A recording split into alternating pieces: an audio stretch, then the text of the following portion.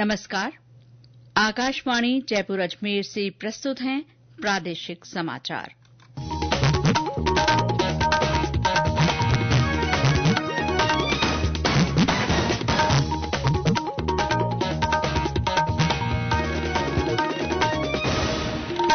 मुख्य समाचार। प्रदेश के 7 विधानसभा क्षेत्रों में उपचुनाव की मतगणना की सभी तैयारियां पूरी। मतगणना शनिवार 23 नवंबर को सुबह 8 बजे से। राज्य के 15 से ज्यादा प्रमुख शहरों में बीते 24 घंटों में AQI 200 से ऊपर दर्ज। टोंक में सबसे ज्यादा वायु प्रदूषण। विद्यार्थियों में नवाचार को बढ़ावा देने के लिए केंद्र सरकार की नई पहल। और प्रदेश में तापमान में और गिरावट के साथ ठंड का असर बढ़ा। फतेहपुर 6.7 डिग्री तापमान के साथ सबसे ठंडा स्थान।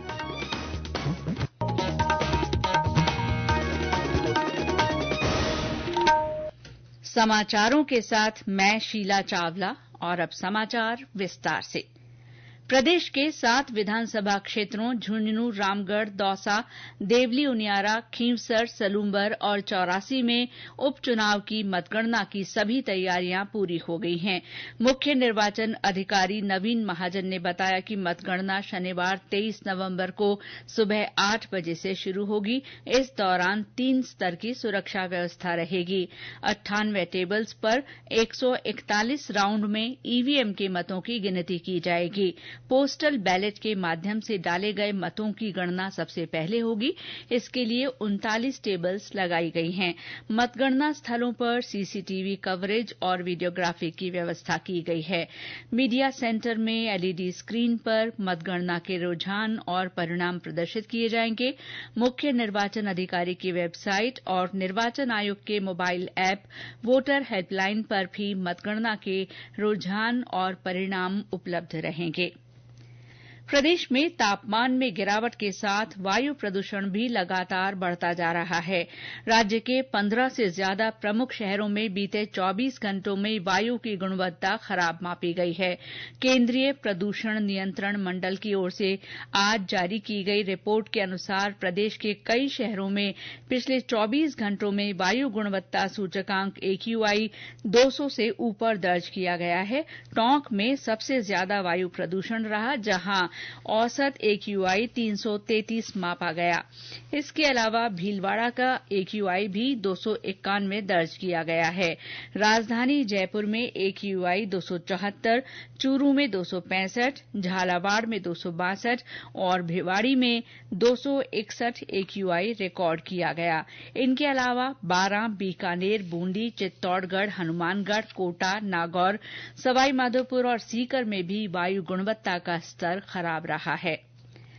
राज्यपाल हरिभाऊ बागड़े ने युवाओं से विकसित भारत के लिए लगातार काम करने का आह्वान किया है। वे आज महाराष्ट्र के संभाजीनगर में एक कार्यक्रम में बोल रहे थे। उन्होंने कहा कि लगातार मेहनत करने वालों को निश्चित ही सफलता मिलती है। श्री बागड़े ने कहा कि संस्कृति का अर्थ ही परिवर्तन को लेकर चलना होता है। उन्होंने कहा कि भारतीय संस्कृति इसीलिए विश्व भर में आज भी अपनी पहचान बनाए हुए है कि इसमें नए परिवर्तनों को साथ लेकर चलने की क्षमता है। उप मुख्यमंत्री दया कुमारी ने कहा है कि सरकार किसानों के हितों के लिए प्रतिबद्ध है। उन्होंने आज कोटपूतली, बहरोड जिले के पाथरेड़ी में कृषि कॉलेज के लोकार्पण समारोह में कहा कि राज्य सरकार ने कृषि और किसानों के लिए कल्याणकारी योजनाएं बनाई हैं। उन्होंने कहा कि पाथरेड़ी में कृषि कॉलेज के खुलने से क्षेत्र के विद्यार्थियों और किसानों को काफी फायदा मिलेगा।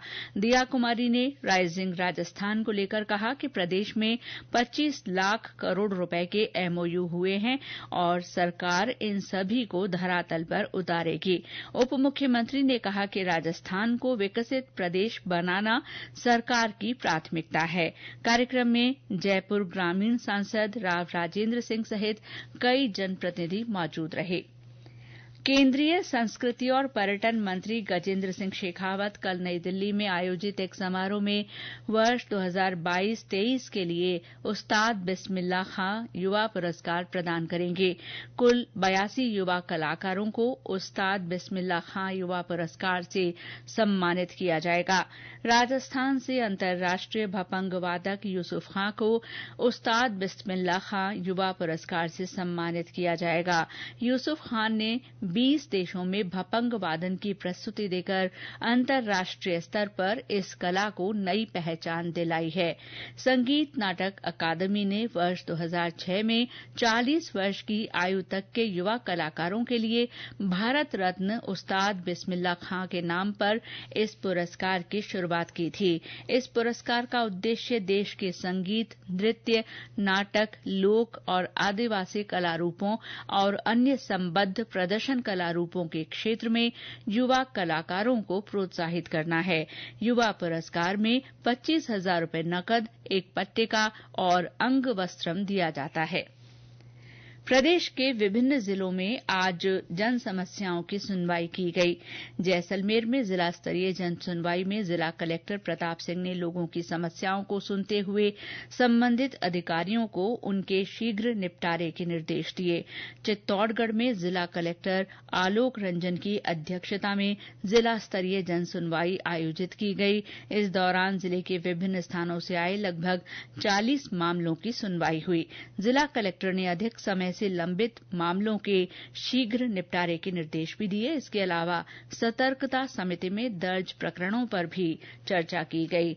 आज ही नीमका थाना, केकड़ी, झालावाड़, करौली, बालोतरा और बाड़मेर में भी जन सुनवाई के माध्यम से लोगों को राहत दी गई।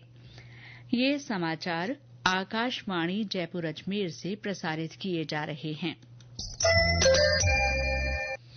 केंद्रीय विज्ञान और प्रौद्योगिकी मंत्री डॉक्टर जितेंद्र सिंह ने आज नई दिल्ली में छात्र नवाचार और आउटरीच नेटवर्क विजन के लिए विकसित भारत पहल का उद्घाटन किया।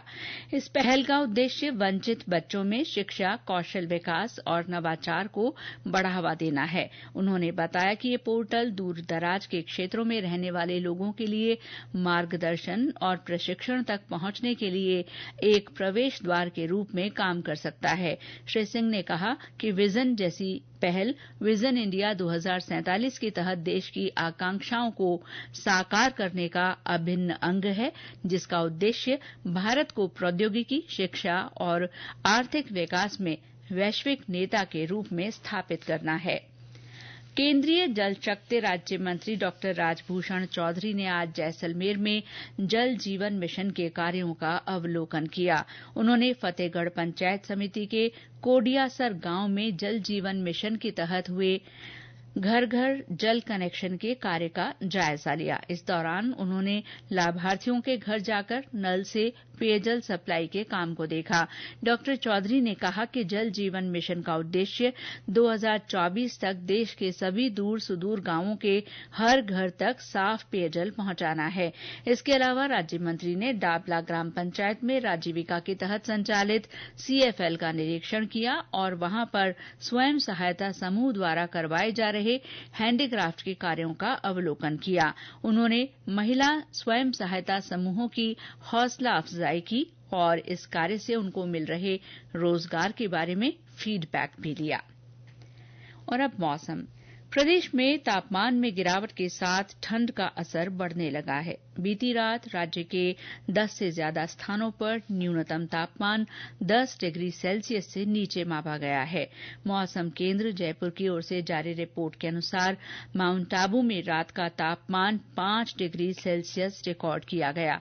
इसके अलावा सीकर जिले के सिरोही में न्यूनतम तापमान 6.7 डिग्री सेल्सियस दर्ज किया गया। सीकर में रात का पारा 7 डिग्री, सिरोही में 8.1 और चूरू में रात का पारा पारा 8.6 डिग्री रिकॉर्ड किया गया। कई अन्य स्थानों पर भी रात का पारा 12 डिग्री से नीचे आ गया है। रात के साथ दिन के तापमान में भी गिरावट हुई है। कई स्थानों पर अधिकतम तापमान भी औसत से नीचे दर्ज किया गया है। मौसम विभाग के अनुसार आने वाले 2-3 दिन में अधिकांश स्थानों पर मौसम में किसी बड़े बदलाव की संभावना नहीं है। प्रदेश के उत्तरी भागों में सुबह के समय कोहरा रहने की संभावना है। उत्तर पश्चिम रेलवे के बीकानेर मंडल में सर्दियों के मौसम में रेल संचालन को लेकर विशेष तैयारियां की जा रही हैं।